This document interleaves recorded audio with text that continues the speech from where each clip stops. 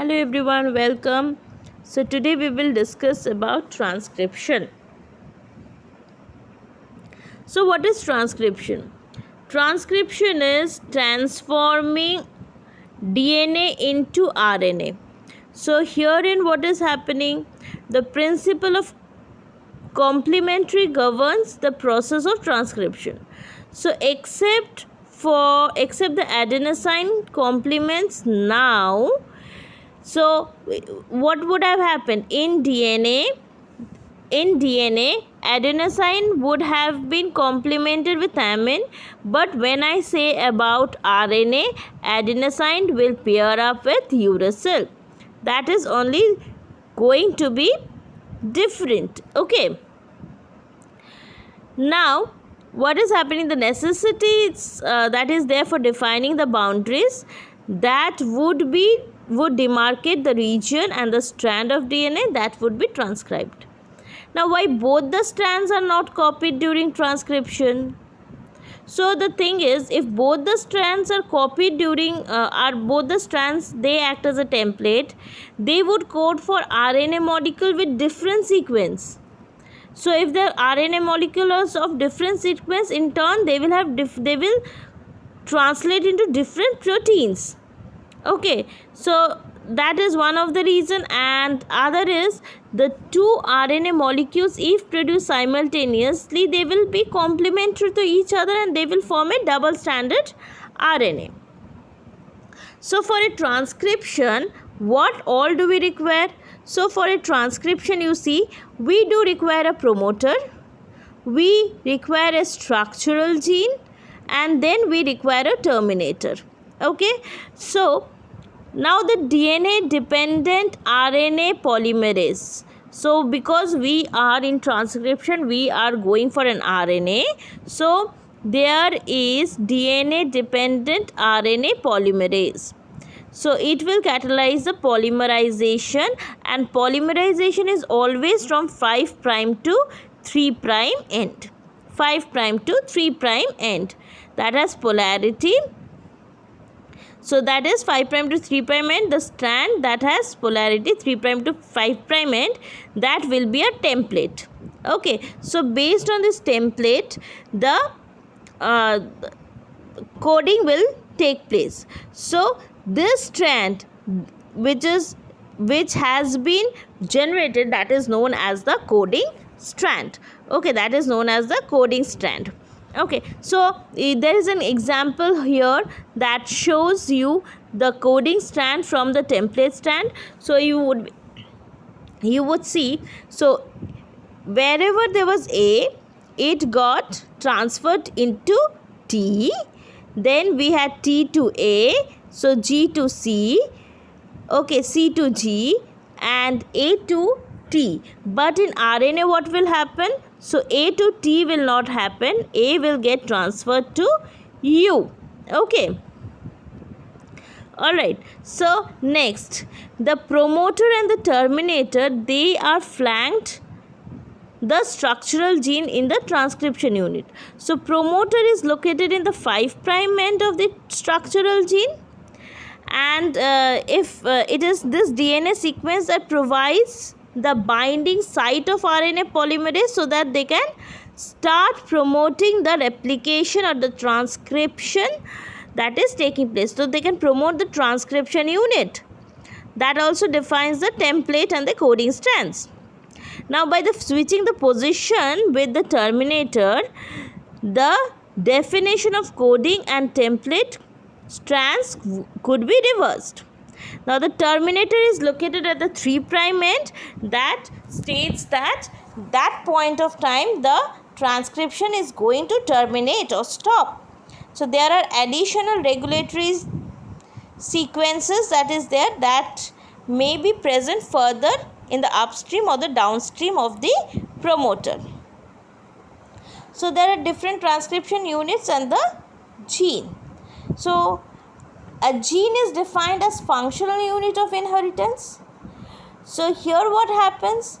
The DNA sequence which is coding for tRNA or rRNA molecule, they will define the gene.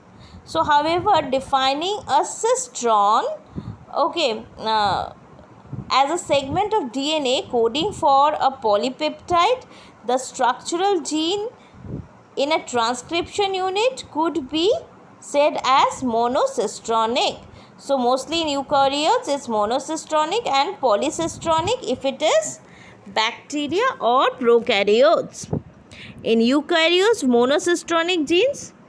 Okay, in eukaryotes, monocystronic structural genes, they have interrupted coding sequences. So the genes in eukaryotes are split, and these coding sequences are expressed and they are defined as exons, and this exons which is there, they appear in mature and processed RNA, and these exons are interrupted by introns. Introns are nothing but intervening sequences which does not appear in the mature RNA. Okay, so there is an inheritance of the characters is also affected by the promoter and the regulatory structural genes which is there. Okay, now what are the different types of RNA and the process of transcription? So we know there are different types of RNA. mRNA, we have that's messenger RNA, we have rRNA which is ribosomal RNA, and tRNA which is transfer RNA. So mRNA, rRNA and tRNA. So there are 3 different kinds of RNA and they have got different functions. So mRNA for messenger, R for ribosomal and T is for transfer RNA. Okay, so the DNA dependent RNA polymerase that catalyzes the binds to the promoter and initiates the transcription. Okay, so now initiation will take place. After initiation, what will happen? It will start, so that it is in the initiation position, then it will start to elongate, it will start to move on, it will start to add on, and then once it reaches in the termination, it will be released off. Okay, so there will be a termination that has occurred. So this will result in the termination of the transcription. So in the elongation, what is happening? The helix, it is opening up, and then after that there is continuation of elongation that is taking place. An intriguing question is that how is RNA polymerase able to catalyze all the 3 steps, which are initiation, elongation and termination. Now this RNA polymerase, they are associated with a initiation factor which is sigma and termination factor which is pi. Okay, now to initiate and terminate the transcription respectively, there is an association with these factors which alter the specificity of the RNA polymerase to either initiate or terminate. So in eukaryotes, if I go to the eukaryotes, let us see this. So in the eukaryotes, if you see the RNA polymerase in the nucleus, so it is there in addition, and there is a clear cut division of labor. So RNA polymerase 1 is going to transcribe rRNA, which is 28S, 18S or 5.8S, whereas RNA polymerase 3 is responsible for transcription of tRNA, 5, srRNA, snRNA, that is small nuclear RNA. So all these things. And RNA polymerase 2, which transcribes the precursors of RNA. So there are different RNAs which are, that's RNA polymerase, which are going to do various functions. And the second complexity is that the primary transcription contains both exons and introns. Hence, what is there? They are subjected to splicing. In splicing, what happens? The introns are getting removed, and once this intron are getting removed, there are only the exons which is getting joined, And in this case, what happens, there is the RNA, it undergoes additional processing called as capping and tailing. In capping, what happens?